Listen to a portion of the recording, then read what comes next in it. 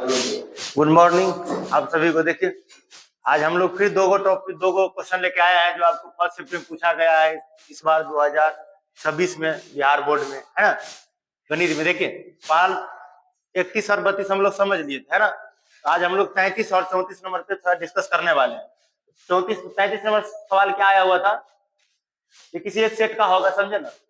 Pythagoras प्रमेय को लिखे और उसे सिद्ध करें। क्वेश्चन ये था, पाइथागोरस प्रमेय को लिखे और उसे सिद्ध करें। तो पाइथागोरस प्रमेय तो सबको आता रहता है कि अगर क्या करें, एक समकोण त्रिभुज के कर्ण का वर्ग अन्य शेष भुजाओं के वर्गों के योग के बराबर होता है। यानी कि किसी एक त्रिभुज के कर्ण का जो वर्ग होता है ना, अन्य दो भुजा जो आधार और जो लंब हो गया उसके वर्गों के योग के बराबर होता है। इसमें हमको डील कैसे करना रहता है, तो हमको बोलता है बनाने के लिए हम लोग क्या करते हैं, पहले समकोण त्रिभुज बना लेते हैं। समकोण त्रिभुज ये आपका 90 डिग्री होता है, इसका नामकरण कर दीजिए ए बी सी, है ना। अब यहां से हम लोग क्या करना रहता है, जब सिद्ध करना है तो यही इसको क्या बोला जाता है, इसको एंगल ये लीजिएगा तो ये कर्ण हो जाएगा, ये लंब, ये आधार हो जाएगा, है ना। नहीं तो एबीसीडी पे ही चले जाएंगे। अगर मान लीजिए हम इसको थीटा ले ले तब हमें फाइंड होता है कि कौन सा लंब है, कौन सा कर्ण है, कौन क्या है ना। इसको हम कर्ण भी बोल सकते हैं, कोई दिक्कत नहीं। इधर आधार हो जाएगा, इधर ये लंब हो जाएगा। अब यहाँ पे हम लोग को क्या करना रहता है ना, एक लंब डालना रहता है इस पे, यहाँ से लंब जो 90 डिग्री का कोण बनाता हो, 90 डिग्री का कोण बनाता हो। अब इसे हमको क्या करना है, अब इसमें हमको पहले से पता है, हमको करना है सिद्ध करने के लिए तो हमको पहले से पता है कि क्या होता है कि एक समकोण त्रिभुज के कर्ण का वर्ग अन्य दो भुजाओं के वर्गों के योग के बराबर होता है। इसमें हम एक ये जो त्रिभुज है ना, इसका हमको क्या बोलना है सिद्ध करने के लिए, थोड़ा लाइनिंग ले लेते हैं।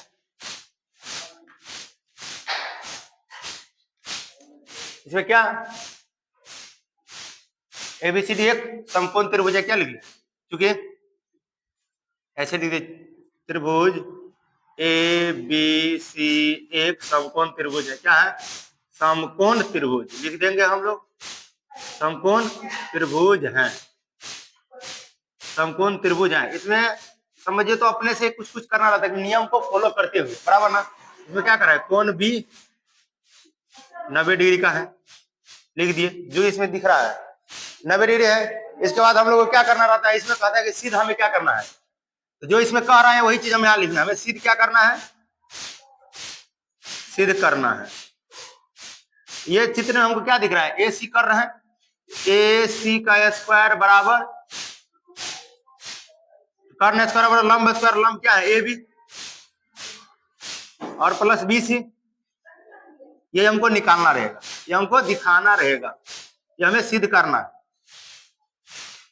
इसके लिए हम लोगों को क्या क्या करना पड़ेगा, इसमें त्रिभुज आप देखिएगा तो इसमें आपको दो त्रिभुज दिख रहा है, दो को 3 गो दिख रहा है। कितना त्रिभुज है, 3 गो। एक हो गया ए बी सी डी, एक हो गया ए बी, यहाँ पे डी ले लेते हैं, डी हो गया, और हो गया बी सी डी, 3 गो त्रिभुज है।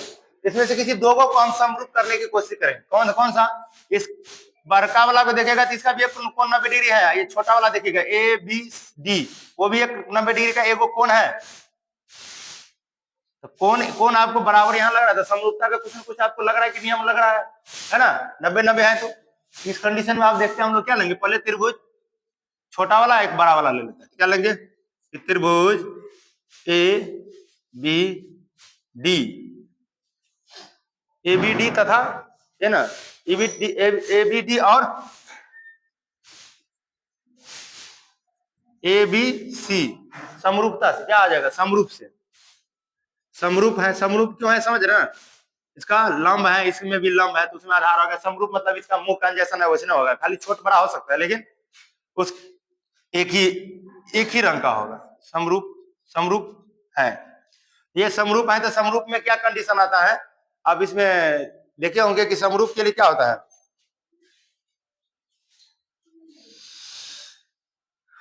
समरूपता के लिए हम लोग देखते हैं कि उसकी भुजाओं का अनुपात क्या होता है। भुजाओं का अनुपात बड़का वाला त्रिभुज और छोटका वाला त्रिभुज जो लंब है उसमें वो भी लंब होगा। ये दोनों क्या होता है, आपस में अनुपात में बराबर होता रहता है।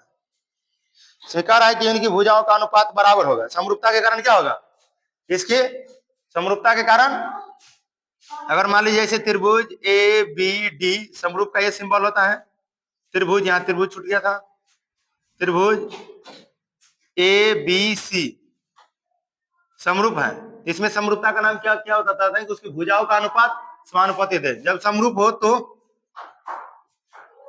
इसकी भुजा, इसकी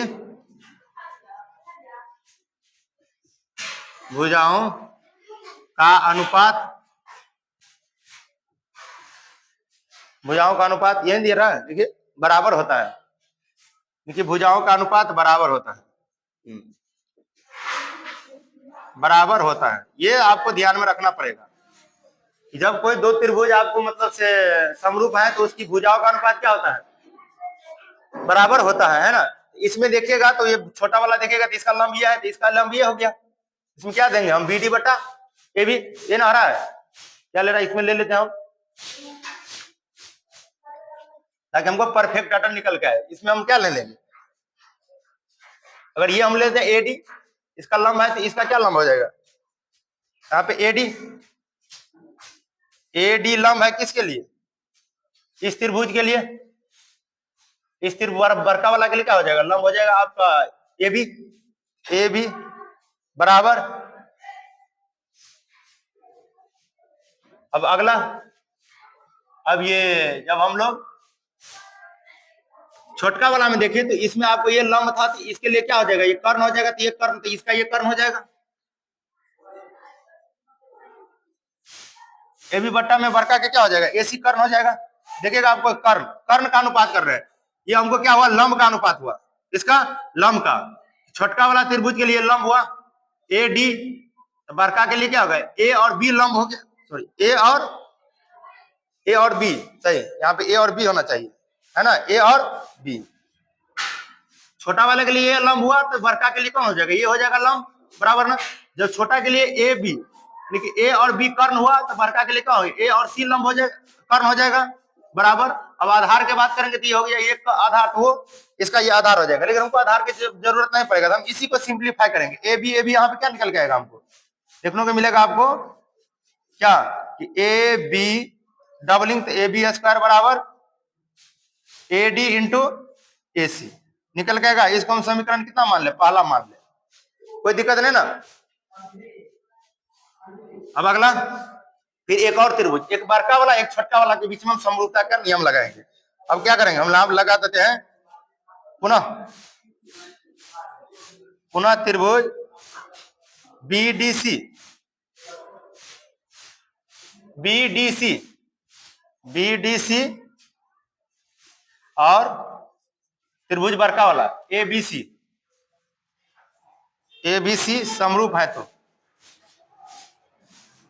समरूप है। अब इस कंडीशन में फिर यही वाला कहानी, भैया लो त्रिभुज बीडीसी समरूप के लिए त्रिभुज एबीसी, अब ये जो लिखे हुए हैं वो नहीं लिखेंगे तो भी चलेगा, तो अगर ये समरूप है तो उसके नियम से भुजाओं का अनुपात बराबर होता है। अब यहाँ पे क्या करेंगे, यही कंडीशन उठाएंगे, इस कंडीशन के लिए हम लोग को क्या मिलेगा, यह एक लंब होगा छोटा वाला त्रिभुज के लिए सी डी, यहाँ पे दे दे सी डी बटा ये लंब हुआ, तो इस त्रिभुज के लिए तो ये लंब तो यही ए बी है, ए बी बड़का त्रिभुज में ना लंब बदलेगा, बराबर। अब इसका ये कर्ण है, छोटका त्रिभुज के लिए कर्ण है ना, तो इसके लिए कर्ण ये हो जाएगा, तो छोटका त्रिभुज क्या हो जाएगा, बीसी बटा में कर्ण इसमें एसी। अब इसको डील कीजिए, डील करेंगे तो हमको क्या आपको लग रहा है, बीसी कर्ण ए बी, यहाँ पे कौन सा नियम ले लिया। अब यहाँ पे एक और, ए बी का काम है, हमें ए बी का काम नहीं है, ये वाला नियम हम लगाए हैं, ये कर्ण ए बी की जगह बीसी ले रहे हैं तो क्या होगा बताइए, तो आधार, सॉरी आधार लिया जाए, तो आधार इसमें क्या आ रहा है, आधार इसका सी डी क्या है, अच्छा इसके लिए ये मान लिया कि ये लंब हो गया, इधर आधार इसको मान लिया, क्या मान लिया, इधर आधार, तो ठीक है। अगर एंगल इसमें चेंज कर लिया, क्या कर लिया, एंगल को चेंज कर लिया, इसलिए इसको आधार माना गया है। तो जब सी डी आधार है तो इसका भी आधार लेंगे तो हमें बीसी ही मिलेगा। इसको फिर से हम समझ लेते हैं, क्या करा है, ये सी डी क्या है, ये आधार है छोटका वाला का, तो बड़का वाला का ये आधार हो जाएगा, क्योंकि इसी के बीच में हमको रिलेशन निकालना है। तो हम अगर दूसरे वाला में चले जाते हैं तो फिर हमको यहाँ पे फाइंड नहीं हो पाएगा। ये इस सी डी बट्टा में ये छोटका त्रिभुज का आधार, तो बड़का त्रिभुज का आधार हो जाएगा बीसी बराबर। अब छोटका त्रिभुज का कर्ण बीसी, अब बड़का त्रिभुज का कर्ण क्या हो जाएगा एसी बराबर ना, एसी। जब इसको सिंप्लीफाई करेंगे तो ए बीसी, बीसी का स्क्वायर हो जाएगा और ये दोनों आपस में मल्टीप्लाई, यानी कि एसी इंटू सी डी। इसको समीकरण दूसरा हम लोग मान लेते हैं, मान ले। चलिए इतना काम तो कर सकते हैं। अब हम लोग यहाँ पे देखेंगे दोनों समीकरण को अपने अपने पक्षों को जोड़ देंगे। ये जो समीकरण हमको निकल गया ये और ये दोनों को हम जोड़ देते हैं। लिख देंगे, क्या लिखेंगे, लैंग्वेज बना दीजिए यहाँ पे कि तो समीकरण पहला और दूसरा से, समीकरण पहला और दूसरा संगत पक्षों का जोड़ने पर। क्या संगत, संगत मतलब राइट साइड वाला राइट साइड के जो साथ जोड़ेंगे संगत पक्षों, और लेफ्ट साइड वाला को लेफ्ट साइड के साथ जोड़ेंगे संगत पक्षों को जोड़ने पर।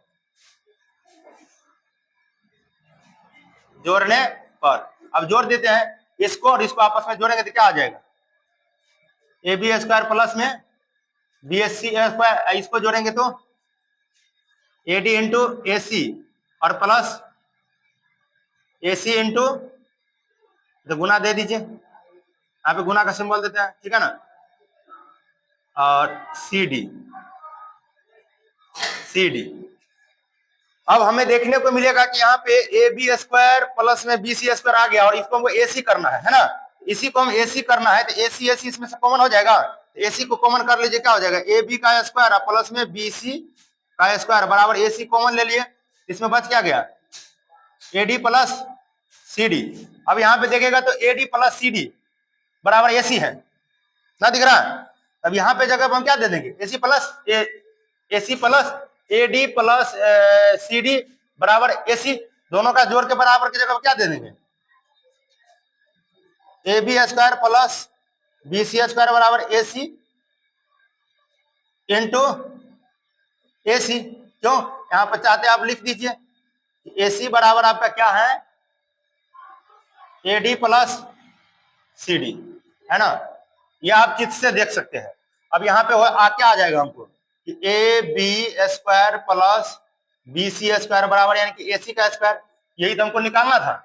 यहाँ पे आप दिखा दीजिए ए सी स्क्वायर बराबर ए बी स्क्वायर प्लस में बी सी स्क्वायर, बस यही लिख दीजिए पी आर ओ जी ई डी, बस यही आपको निकाल के दिखाना था। ये आपको सॉल्व होके आ गया। ये आपका क्या है पाइथागोरस प्रमेय। यहाँ पे पूछा गया लिखने के लिए तो पहले लिख दिया, फिर इसको डील करके हम लोग यहाँ रख दिए। अब देखिए अगला 134 नंबर सवाल क्या करा है, ये करा है कि सिद्ध करे कि दो समरूप त्रिभुजों के क्षेत्रफलों का अनुपात उनकी संगत भुजाओं के वर्गों का अनुपात के बराबर होता है। तब इस सवाल को हम लोग क्या करना पड़ेगा, पहले करें दो समरूप त्रिभुज, दो समरूप त्रिभुज ले लीजिए। यहाँ पे हम ले लेते हैं, कोई दिक्कत नहीं। छोटा बड़ा है यानी इसको क्या करें ए बी सी मान लिए, और इसको दूसरा काम जो दिया है चित्र में वही हम ले लेते हैं। क्या लिया गया है A B C D E और एफ, है ना। इसको हम क्या करेंगे यहाँ से लंब डाल देते हैं, इसमें समरूप है, रूप एक ही रंग है, भले ही हमको इसमें छोटा बड़ा हो सकता है लेकिन रूप एक ही रंग हो सकता है ना, रूप एक ही रंग होगा। देखते हैं इसमें क्या करना पड़ता है हमें। इसमें पहले हम क्या करें एक लंब डाल देते हैं, लंब डाल दे, लंब डाल दिए, इसका नाम ले लेते हैं एम और एक को ले लेते हैं हम एन, लंब वाले पॉइंट को।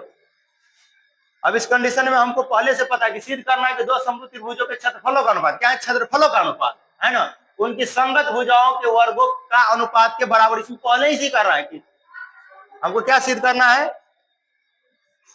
इसमें हम नहीं तो मानेंगे तो इस चित्र के हिसाब से हम जो किया ना वो लिख लेते हैं, लास्ट में लिख देंगे इसमें। लेकिन कह रहा है कि क्षेत्रफल का जो अनुपात होगा ना, इसका क्षेत्रफल का अनुपात इसका क्षेत्रफल का अनुपात, उसमें जो संगत भुजाओं है ना उसके वर्गों के अनुपात के बराबर होगा। यानी कि इसके वर्ग का अनुपात इसके वर्ग का अनुपात बराबर होगा, इसके वर्ग का वर्ग इसके वर्ग के अनुपात के बराबर होगा, और इसके वर्ग के अनुपात के बराबर होगा। ये पहले ही बता रहा है इसमें, चित्र में आप पढ़िएगा तो। सिद्ध करे कि दो समरूप त्रिभुज के क्षेत्रफल का अनुपात उनकी संगत भुजाओं के वर्गों का अनुपात के बराबर है ना। तो चलिए इसमें हम देख लेते क्या करें। माना तो उसका क्या कर सकते हैं, इसमें लिख दीजिए लैंग्वेज बना के। माना कि दो समरूप त्रिभुज, क्या करेंगे हम लोग, मान लेते हैं माना कि दो समरूप त्रिभुज का नाम लिख दीजिए। दो समरूप त्रिभुज कौन कौन है, A B C and D E F, ले लिया ना, डी ई एफ है। इसमें कौन कौन कौन कौन मतलब से बराबर हो जाएगा, समरूप के कारण क्या हो जाएगा, कौन ए बराबर हो जाएगा कौन डी के, और कौन बी बराबर हो जाएगा कौन ई के, और कौन सी बराबर हो जाएगा कौन एफ के। ये कह रहा है, तो इसके कारण जब ये समरूप हुआ, समरूप के कारण क्या होगा, सबका कौन कौन हम ले लिए, कौन कौन का आधार पर होता है, भुजा के आधार पर होता है, भुजा दो भुजा एक कोण के आधार पर भी होता है ये समरूप। या आप पढ़े होंगे ये समरूपता का नियम में। अब यहाँ पे हमको सिद्ध क्या करना है, हमको पहले से बता दिया है कि भैया लो सिद्ध करके ये दिखाओ। इसको समीकरण क्या मान लिया, हम पहला मान लेते हैं। तो जब ये समरूप होगा तो समरूप के लिए क्या होता है कि ये भुजा इस भुजा के बराबर यहाँ लिख दे, क्या लिखिए देते हैं समरूप का, जो ए बी बट्टा में डी ई बराबर ए सी बट्टा में ये बराबर ये हो जाएगा डी एफ, और बेस इसके बेस के बराबर हो जाएगा बी सी बट्टा में ई एफ बेस बराबर हम लिख के रख लेंगे। हाँ ये होता है समरूपता के लिए, ये सब होता ही है, ये हमको पहले से पता है। हमें सिद्ध क्या करना रहेगा, सिद्ध करना है, ये जो सवाल कर रहा है हमको सिद्ध क्या करना है कि त्रिभुज ए बी सी का क्षेत्रफल बटा में त्रिभुज डी ई एफ का क्षेत्रफल के संगत भुजाओं का अनुपात। संगत भुजाओं में हमको क्या क्या आ जाएगा, ए बी स्क्वायर बराबर ये जो है ए बी स्क्वायर बराबर डी ई का स्क्वायर है ना। अगला हो जाएगा बराबर ए सी का स्क्वायर बटा डी एफ का स्क्वायर बराबर है ना बी सी का स्क्वायर बटा ई एफ। अब इसमें से हमको एक को निकालेंगे, बाद बाकी सब ऑटोमेटिक निकल जाएगा है ना। हमें को एक को निकालना रहता है, बाद बाकी को ऐसे हम बैठा देंगे तो हमारा कंसिडर मान लिया जाता है कि चलिए एक को सिद्ध करना रहता है, किसी एक को। इसके लिए हम लोग क्या करते हैं ना, इस वाले जो त्रिभुज में हम लंब डाले हैं, ये सब जो लंब डाले हैं, आप चाहे तो यहाँ पे लिख भी सकते हैं लैंग्वेज बना के कि त्रिभुज ए बी सी डी और डी सी ई में हम एम और एन पॉइंट पे ए बी सी को बी सी पे एक लंब डाले हैं, कहाँ पे ई एफ पे लंब डाले। ये लाइन आप लिख दीजिएगा तो और बेहतरीन हो जाएगा है ना। ये तो हम ऐसे दिखा दिया है इसमें। तब इसके अगला हम लोग को करना क्या रहता है कि नहीं तो लिखे दे क्या, एक लाइन लिखिए देता है, लिख दीजिए त्रिभुज ए बी सी में ए बी सी तथा दोनों का ले लेते हैं, लपेट लेते हैं, ए बी सी तथा त्रिभुज डी ई एफ में ए एम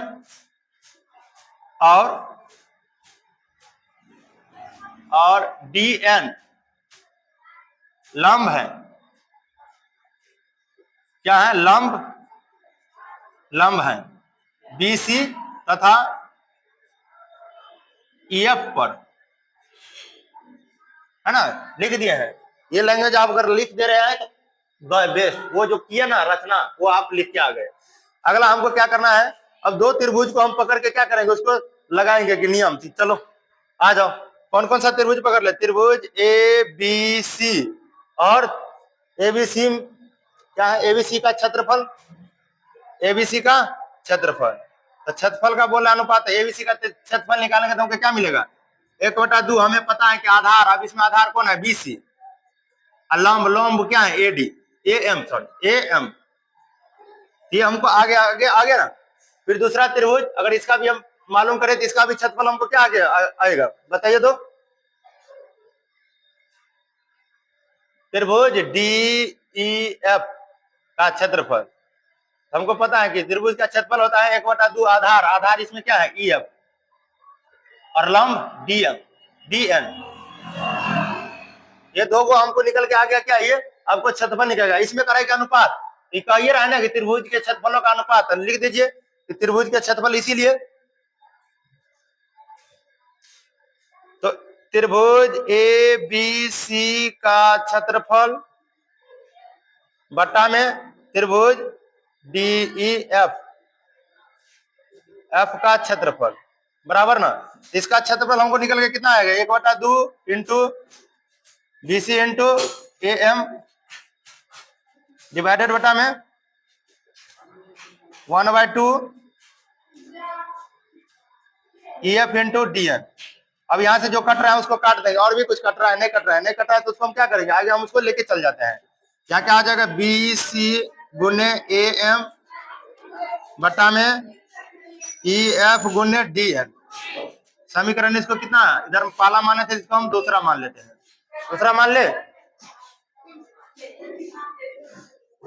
और कोई समीकरण इसको माना जाए, ये भी एक समीकरण हो सकता था ना, अगर कहीं हमको जरूरी पड़ेगा तो और कोई समीकरण हो सकता था, देख लीजिए तो एक इसको हम ले लेते हैं ना, कई बार जरूरी पड़े हम आगे तो देखना है, इसको तीसरा मान लेते हैं। अब ये जब हमको इतना निकल के आ गया तो हमको क्या करना है, अब त्रिभुज को अब खंडित वाला में हम लोग को देखना है, ये वाला और ये वाला को आपस में, त्रिभुज बी ए एम और इसको समरूप करेंगे। लिखिए क्या हम लोग लिखेंगे कि अब त्रिभुज ए बी एम तथा त्रिभुज डीई एन में डीई एन में आपको क्या दिखेगा, ये कोण है 90 डिग्री, इसमें ये भी कोण 90 डिग्री है, दिया है ना, क्या दिया है वो देख लेते, थोड़ा सा हेल्प ले लेते हैं।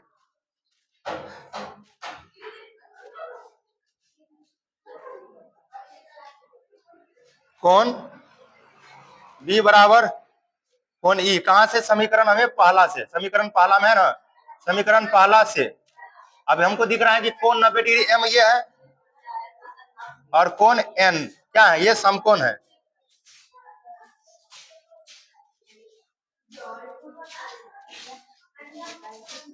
समकोण है, यहाँ पे क्या ले लेंगे, फिर हमसे ये समकोणीय हुए तो क्या हो जाएगा, ये दोनों त्रिभुज क्या हो जाएगा, ये त्रिभुज और ये त्रिभुज आपस में क्या है, समकोण त्रिभुज बन गया कि नहीं, समकोणीय त्रिभुज, तो बोल दीजिए, इसीलिए त्रिभुज ए बी एम तथा त्रिभुज डी ई एन समकोणीय हो गया, समकोणीय,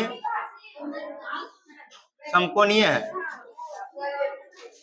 जब ये समकोणीय है तो इसके हम तो जवाब क्या लगाएंगे, देखिए समकोण में क्या होता है, ये कोण 90 डिग्री, ये कोण के बराबर है, जब ये कोण के बराबर है, ये कोण इस कोण के बराबर हो जाएगा, तब इस कंडीशन में कहते हैं ए एन, यहाँ पे हम लोग क्या लगा देंगे, अतः त्रिभुज, क्या बोलेंगे, अतः त्रिभुज, त्रिभुज दिया है ना, देख लेते हैं, हाँ त्रिभुज ए बी एम समरूप है त्रिभुज डी ई एन एन के, तो यहाँ कौन कैसे त्रिभुज है, कोण के नियम से, कोण समरूपता के नियम से, समरूपता से, किससे, समरूपता से, ये आप पॉइंट लिख दीजिए, कोई किससे हुआ, समरूपता के नियम से। इसके अंतर क्या, इसके संगत भुजाएं का अनुपात भी क्या हो जाएगा, जब ये है तो इसके संगत भुजाओं का अनुपात हमको पता चल जाएगा कि इसके संगत भुजाओं के अनुपात, इसके संगत भुजाओं के अनुपात, अब बराबर कर दीजिए संगत भुजाओं का अनुपात, इस त्रिभुज के संगत भुजाओं का अनुपात और इसके संगत भुजाओं का अनुपात को अब क्या करना है, बराबर करना है। तो बराबर करने के लिए हम लोग को क्या होगा, देखिए तो ए बी बटा में डी ई बराबर बी एम बटा में ई एन बराबर ए एम, है ना, ए एम बटा में डी एन, ये हमको ये निकल के आ गया अनुपात। तो समीकरण तीसरा में अब जो ये मान निकला है ना, इसको समीकरण तीसरा में हम पुट कर देते हैं। समीकरण तीसरा में पुट करेंगे तो ये एम के जगह पर क्या है, देखिए तो एम के जगह पर कहाँ है, एम के जगह पर हम क्या दे सकते हैं, बीसी किधर गया, हाँ पहले पुट कीजिए, इसके बाद देखते हैं कौन सा बराबर हो रहा है। बीसी बीसी बीसी बीसी, हाँ बीसी यहाँ पे आ रहा है ना, ईएफ, यहाँ ईएफ है डीएन, डीएन के जगह पर ईएफ, ईएफ किधर है, चलिए समीकरण तीसरा से पढ़ लेते हैं ना, क्या करें समीकरण तीसरा से, ये तो कहाँ गलती नहीं तो हुआ है, समीकरण तीसरा से एक बार मिला ले क्या, बी एम बटा में डीएन सही है और ए बी बटा में डीएन, ए बी बटा डीएन सही है और एम बटा में डीएन, ये भी सही है। इसका अगला इसको और थोड़ा सजा लेते हैं, इसमें दिया हुआ था दो दो को पर हम तो एक ही जगह सजा लिए, चलिए एक बार और क्या करेंगे, ए एम बटा में डीएन सही है, एम बटा में डीएन बराबर बी एम, कहा गया है ए बी, हाँ ए बी बटा में डी सही तो है, ए बी बटा में डी ई, एक और लिया अलग से लिया है, ये तो इसके बराबर हो गया और ये इसके बराबर, दूसरा करा है ए बी बटा में हमको डी ई, ए बी बटा में डी ई, डी ई कहाँ है, डी और ई, डी ई सही तो है, ए बी बटा में डी ई, ए बी बटा में डी ई, ये बराबर सही है ना। अब एक और है इसमें करेंगे बीसी, बीसी बीसी बटा में ई एफ, अच्छा हाँ अलग दूसरा त्रिभुज में ले लिया रे, बीसी बटा में ई एफ और करा इसीलिए ए एम बटा में तो दे दिया अलग से डी एन बराबर, अब बीसी बटा में दिया है ई एन, ये थोड़ा सा हम पॉइंट ले लिए, कोई बात नहीं है ना, इसीलिए सबका क्या किया, इसीलिए अलग अलग पॉइंट ले लिया है, अलग अलग त्रिभुज में ले लिया है। या आप देखिएगा तो ए एम बटा में डीएन, ये क्या है, ए एम बटा में डीएन, ये छोटा वाला त्रिभुज का बात कर रहा है, और ए बी बटा में डी डीएन, ए बी बटा में क्या है यहाँ पे ए बी बटा में डी, ये छोटा वाला का ले लिया कुछ, फिर दूसरा अनुपात ले लिया बड़ा वाला का, और फिर इस साइड वाला का भी ले लिया, तो साइड वाला में देखिएगा क्या है ए एम बटा में डी ई डी एन, और ये बगल वाला क्या लिया है बीसी बटा में ई एफ। अब यहां से समीकरण तीसरा हम लोग ले लेते हैं, क्या ले लेते हैं, समीकरण तीसरा से, समीकरण तीसरा से देखिए समीकरण तीसरा में क्या दे रहा है, समीकरण तीसरा से त्रिभुज ए बी सी का क्षेत्रफल बटा में त्रिभुज है ना डीई एफ का क्षेत्रफल, डीई एफ का क्षेत्रफल हमको क्या निकला था बीसी इंटू ए एम बटा में E F into D N. अब यहाँ पे देखिए ए एम के जगह पर हम बीसी दे सकते हैं, ए एम किधर है, ए एम के जगह पर बीसी, हाँ दे सकते हैं, तो बीसी बटा में ई एफ, अब डीएन के जगह पर ई एफ दे सकते हैं, डीएन के जगह पर ई एफ, हाँ तो दे दीजिए। अब यहाँ पे क्या हो जाएगा बीसी के स्क्वायर बटा में ई एफ के स्क्वायर हो जाएगा ना। अब यहाँ पे ये जब एक भुजा का हम अनुपात कर दिए, एक भुजा जब अनुपात हो जाएगा तो इसी तरह से क्या होगा, हमको सारा का सारा भुजा का अनुपात हो जाएगा, हमको ये भुजा अनुपात हो गया तो इसलिए ये सब भी हो जाएगा, इसलिए हम आगे क्या लिख सकते हैं, इसके आगे AC स्क्वायर बटा में डी, इसी तरह से आप दूसरा को भी सॉल्व कर सकते हैं, तो इतना पूरे लंबा को प्रोसेस नहीं सॉल्व करना है, एक को दिखा देना है, बाद में को तो दोनों को है ना लिख देना है।